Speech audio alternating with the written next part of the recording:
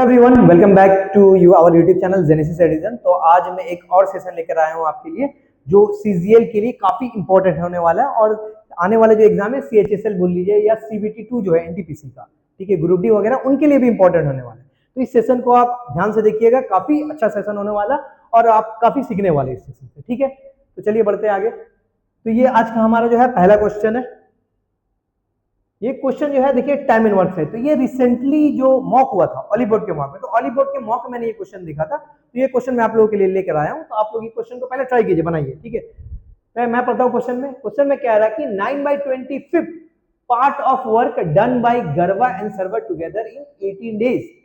बोले कि गरवा और सर्वा नाम के दो लोग हैं, ठीक है, वो 9/25 पार्ट को करते हैं कितने, 18 दिनों में। आपको पता है कि टोटल वर्क को हमेशा हम क्या करते हैं, टोटल वर्क को एक यूनिट कंसीडर किया है। टोटल वर्क को या तो आप एक यूनिट कंसीडर करते हैं या 100% कंसीडर करते हैं। तो यहाँ पे क्या रहा क्वेश्चन में कि 9/25 पार्ट को गरवा एंड सर्वा कर रहे हैं कितने दिनों में, 18 दिनों में। तो एक पार्ट यानी एक यूनिट काम को कितने दिनों में करेंगे, तो देखिए यहाँ पे 9 से काट लीजिए, 9 दूनी 18 हुआ, क्रॉस मल्टीप्लीकेशन करिएगा तो कितना आएगा, 50 दिन आएगा। यानी अगर मैं कहूं तो गरवा और सर्वा पूरे काम को, टोटल काम को कितने दिनों में करते हैं, तो बोलिएगा 50 दिन में गरवा और सर्वा पूरे काम को निपटा देते हैं, ठीक है। नेक्स्ट हमारा एक पर्सन है आलोक है, मैं ए लिख रहा हूं इनिशियल। तो आलोक क्या करता है, उसी काम को अगर आलोक करता है तो आलोक को 300 दिन लगता है, जबकि गरवा और सर्वा को 50 दिन ही लगता है, क्योंकि 9/25 पार्ट को कर रहे थे 18 दिन में। तो एक पार्ट यानी एक यूनिट काम को वो करेंगे 50 दिन में, ठीक है। अब यहां से एक काम कीजिए, आप टोटल वर्क निकाल लीजिए। इन दोनों का अगर मैं एलसीएम लूंगा तो वही हमारा क्या होगा, टोटल वर्क होगा, टीडब्ल्यू शॉर्ट में। तो 50 और 300 के एलसीएम 300 ही होगा, ठीक है। इफिशियंसी क्या होगा, 300 को 50 से डिवाइड करेंगे 6 आएगा, यहाँ पर 1 आएगा। यानी गरवा और सर्वा दोनों की कंबाइन इफिशियंसी 6 यूनिट है, जबकि आलोक की इफिशियंसी कितनी है, 1 यूनिट है, ठीक है। अब आगे बढ़ते क्वेश्चन में। If Sarva is 33 and 1/3% more efficient than Alok, कह रहा है क्वेश्चन में कि सर्वा जो है ना, सर्वा की इफिशियंसी आलोक से क्या है, 33 and 1/3% ज्यादा है। 33 and 1/3% का फ्रैक्शन वैल्यू आपको पता है 1/3 होता है। यानी मैं कह सकता हूं कि अगर आलोक की इफिशियंसी 3 है तो गरवा की कितनी होगी, उससे 1 ज्यादा होगी, तो सर्वा की इफिशियंसी 4 होगी। यानी आलोक और सर्वा की इफिशियंसी, जो सर्वा और आलोक की इफिशियंसी का रेशियो कितना आया, 4:3 आया। जबकि यहां पे मैं देख रहा हूं कि आलोक की इफिशियंसी तो 1 है। यहां मैं क्या देख रहा हूं कि आलोक की इफिशियंसी 1 है और गरवा और सर्वा दोनों की कंबाइन इफिशियंसी कितनी है, 6 है। जबकि यहां आप यहां देख रहे हैं कि आलोक की इफिशियंसी कितनी है, ओके,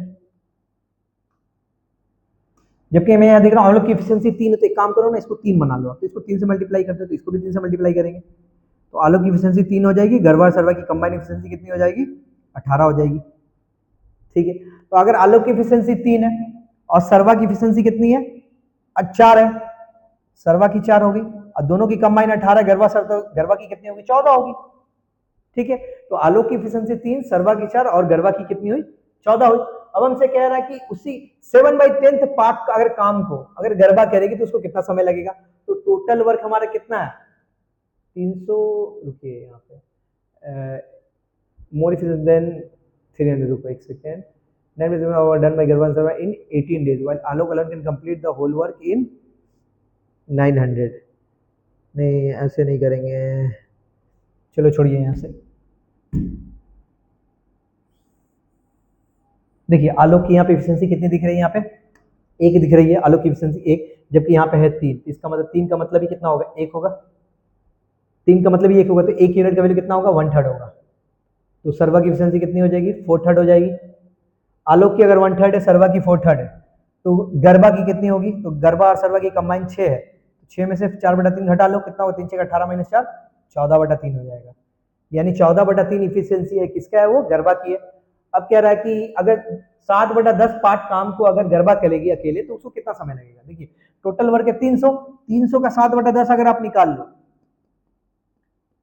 1 0 0 कट जाए, यानी 210 आएगा। तो इस 210 यूनिट काम को अगर गरबा करेगी तो गरबा की एफिशिएंसी कितनी है, 14/3, ठीक है। 3 ऊपर चला जाएगा तो कितना टाइम लगेगा, तो काट लो, 7 दूनी 14, 7 3 21, 0, 2 से काटोगे 15, 15 तो यहाँ कितना हो जाएगा, 45 हो जाएगा, यानी 45 यूनिट 45 डेज लगेंगे गरबा को, अगर गरबा अकेले 7/10 पार्ट को काम को करेगी तो। ठीक है, एक दफा देखिए, मैं एक बार फिर समझा देता हूँ आपको। क्वेश्चन में कह रहा था कि 9/25 पार्ट काम को गरबा सरवा करते हैं 18 दिनों में, तो 9/25 पार्ट को कर रही है 18 दिन में, तो 1 यूनिट करेगा 50 दिन, यानी गरबा को 50 दिन लग रहा है, आलोक को लग रहा था 30 दिन। तो यहाँ से मैंने क्या किया, टोटल वर्क निकाल लिया और इफिशियंसी निकाल लिया। जबकि कह रहा था कि गरबा की सर्वा की इफिशियंसी आलोक से 33 और 1/3% ज्यादा है, तो 33 और 1/3% का मतलब होता है 1/3, यानी आलोक की अगर 3 होगी तो सर्वा की 4 होगी। जबकि क्वेश्चन में तो यहाँ से मुझे दिख रहा है कि आलोक की इफिशियंसी 1 है, इसका मतलब 3 यूनिट का वैल्यू 1 होगा, 1 यूनिट का वैल्यू कितना होगा 1/3, तो 4 यूनिट का वैल्यू कितना होगा 4/3 होगा, यानी सर्वा की इफिशियंसी 4/3 है। तो गरबा की कितनी होगी, 6 में से घटा दो आप, 14/3। ठीक है, अब कह रहा है कि 7/10 पार्ट काम को अगर सर्वा करेगी, गरबा करेगी तो कितना समय लगेगा, 7/10 का पार्ट का मतलब हुआ 210 यूनिट, तो 210 यूनिट काम को अगर गरबा करेगी तो गरबा की इफिशियंसी कितना, 14/3 से डिवाइड कर दो, आंसर आ जाएगा। ठीक है, उम्मीद करता हूँ आपको समझ में आया होगा। चलिए दूसरा क्वेश्चन आज का सर्कुलर ट्रैक वाला क्वेश्चन है। Ashu and Neha are running on a circular track of length 5.2 kilometre. Ashu और नेहा जो है एक सर्कुलर ट्रैक पे दौड़ रहे हैं। सर्कुलर ट्रैक की जो पेरीमीटर है वो कितनी है, 5.2 किलोमीटर। आशु की स्पीड कितनी है, 62 मीटर पर सेकेंड, और नेहा की स्पीड है 38 मीटर पर second. They start from the same point at the same time in the opposite direction में भाग रहे हैं। मतलब अगर मेरा आशु अगर इस डायरेक्शन में जा रहा है, ठीक है, तो नेहा जो है ऑपोजिट डायरेक्शन में जा रही है, नेहा जो है ऑपोजिट डायरेक्शन में जा रही है, और दोनों क्या कर रहे हैं, सेम पॉइंट से शुरू कर रहे हैं। ठीक है, सेम पॉइंट से शुरू कर रहे हैं, जबकि ट्रैक का लेंथ कितना है 5.2 किलोमीटर। यहाँ पे देखिए मीटर पर सेकंड में दिया है, काम कीजिए ये लेंथ को ना आप मीटर में कन्वर्ट कर लीजिए, तो जो पेरीमीटर होगा वो कितना होगा, किलोमीटर को मीटर में कन्वर्ट करके 1000 से मल्टीप्लाई करते हैं, यानी 5200 मीटर हो जाएगा। ठीक है, दोनों अगर ऑपोजिट डायरेक्शन में जा रहे हैं तो रिलेटिव स्पीड कितना होगा, आपको पता है कि रिलेटिव स्पीड जो होता है अगर ऑपोजिट डायरेक्शन में तो ऐड होता है, 62 और 38 को ऐड कर दो आप, 100 मीटर पर सेकेंड आएगा। यानी 1 मिनट में नेहा और आशु दोनों मिलकर 100 मीटर का डिस्टेंस कवर करेंगे। तो ये 5200 मीटर के डिस्टेंस को कवर करने में उनको टाइम कितना लगेगा, तो बताइए आप। टाइम का फॉर्मूला कितना होता है, डिस्टेंस बाई स्पीड, यानी 52 सेकेंड लगेगा। यानी 52 सेकेंड में वो क्या करेंगे, एक बार मिलेंगे, फर्स्ट टाइम मिलेंगे। हमसे क्वेश्चन में क्या पूछा, after how much time will they meet for the second time, दूसरी बार कितनी टाइम के बाद मिलेंगे, या दूसरी बार जब मीटअप करेंगे वो कितना समय लगेगा उनको। ठीक है, अब देखिए जो सर्कुलर, आपको आप सर्कुलर लाइन में वो दौड़ रहे हो ना, सर्कुलर ट्रैक पे दौड़ रहे हो ना, तो जो मोशन होता है वो पीरियोडिक मोशन होता है। मतलब पहली बार अगर वो 52 सेकंड में मिलेंगे तो दूसरी बार भी 52 सेकंड में मिलेंगी, तो स्पीड हमारे सेम है, इंक्रीज या डिक्रीज कुछ नहीं हो रहा। तो सेकंड टाइम जब मीट करेंगे तो कितना टाइम लगेगा, तो 52 का डबल कर दो ना आप, यानी 104 सेकंड के बाद वो क्या होंगे, मिलेंगे। 104 सेकंड के बाद दूसरी बार वो मिलेंगे, पहली बार वो 52 सेकंड में ही मिल जाएंगे, जबकि दूसरी बार 104 सेकंड लगेगा, डबल टाइम लगेगा। ठीक है, चलिए आगे बढ़े, क्वेश्चन नंबर 3।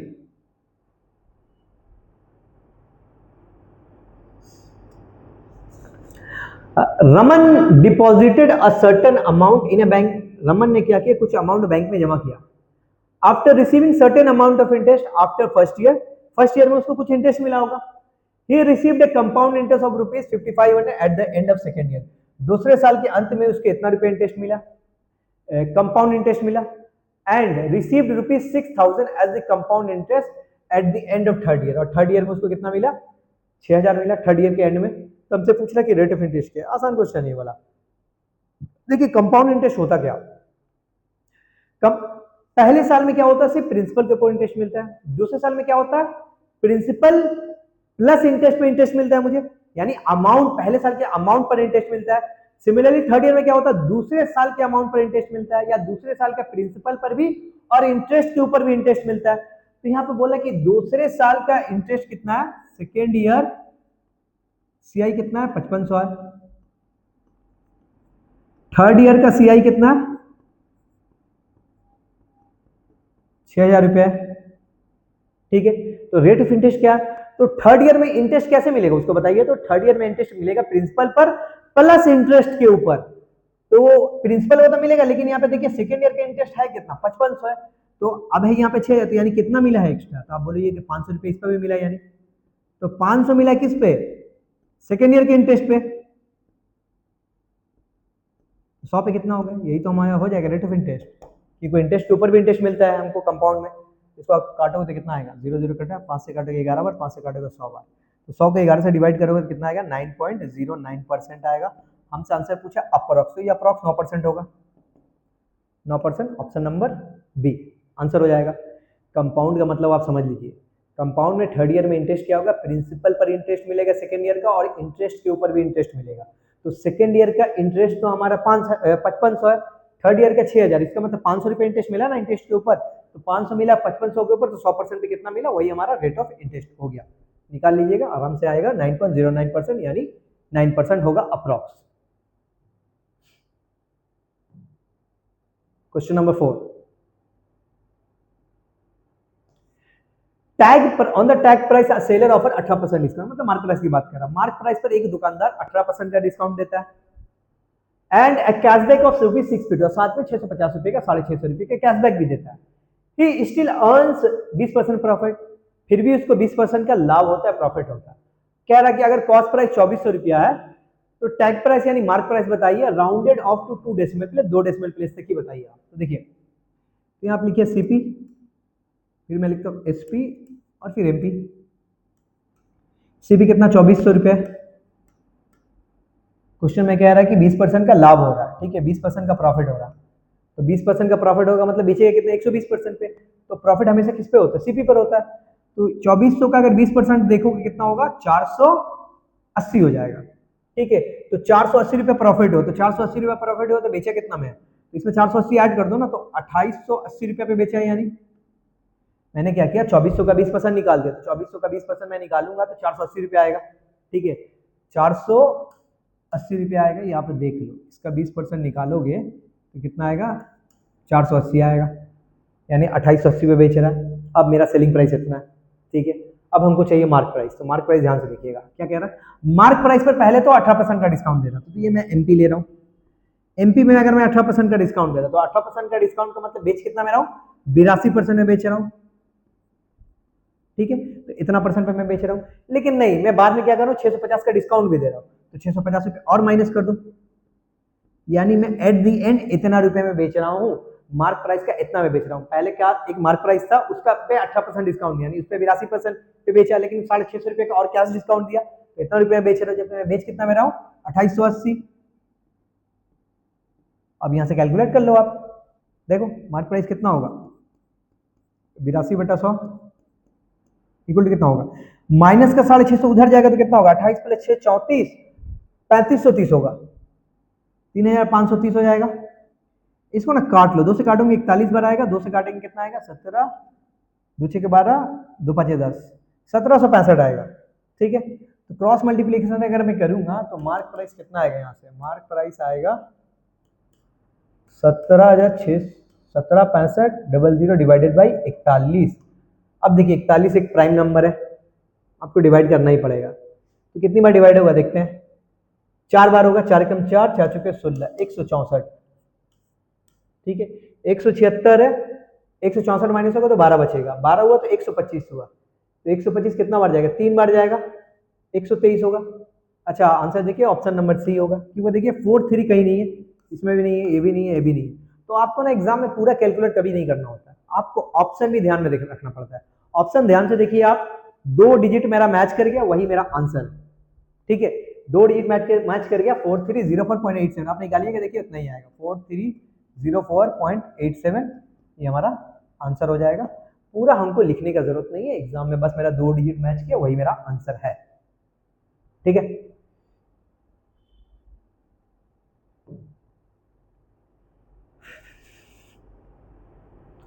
ये अच्छा हमारा लास्ट क्वेश्चन है, ठीक है, क्योंकि मैं आपको पता है कि हमारा सेशन छोटा होता है ताकि आप लोग भी आराम से देख सके, बड़ा सेशन होने पर कई बच्चे देखते नहीं है पूरा, तो छोटा छोटा सेशन करके हम रेगुलर वीडियो लेके आएंगे, 5 बेहतरीन क्वेश्चन आप लोग भी साथ में सॉल्व कीजिएगा, तो आपको काफी मदद मिलेगी एग्जाम में, ठीक है।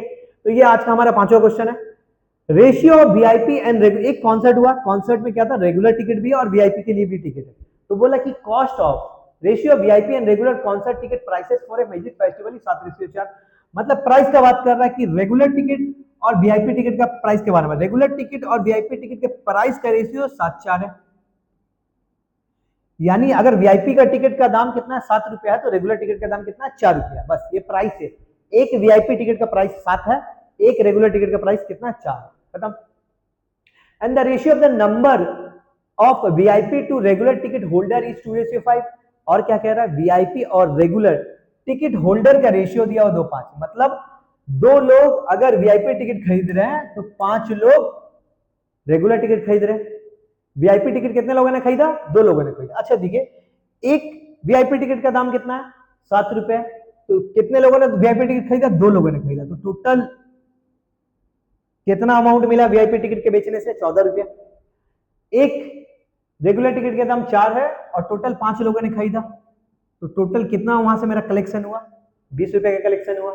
ठीक है, अब इसको अगर सिंप्लीफाई कर दो तो आप कितना होगा, काट दोगे